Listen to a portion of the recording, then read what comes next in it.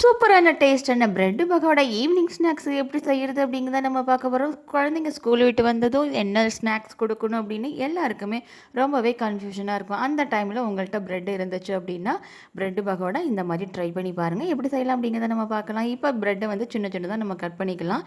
இந்த மாதிரி கட் பண்ண பிறகு நம்ம கடலை மாவு, இஞ்சி பூண்டு விழுது, கரம் மசாலா, அரிசி மாவு,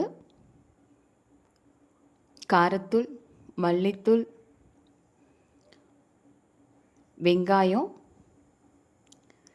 பச்சை மிளகாய், கொத்தமல்லி இலை, கருவேப்பிலை, போதுமான அளவு உப்பு, இது எல்லாத்தையும் போட்டு நல்லா மிக்ஸ் பண்ணிவிட்டு கொஞ்சம் தண்ணி ஊற்றி நல்லா பிசைஞ்சிக்கோங்க. லாஸ்ட்டாக கஸ்தூரி மேதி போட்டு அதையும் நல்லா பிசைஞ்சிட்டு ஒரு கடாயில் எண்ணெய் ஊற்றி எண்ணெய் நல்லா காஞ்சதும் பகோடா மாதிரி இந்த மாதிரி சின்ன சின்னதாக நம்ம போட்டு நம்ம எடுத்தோம் அப்படின்னா ஒரு சூப்பரான டேஸ்டான பிரெட்டு பகோடா ரெடி ஆயிடுச்சு.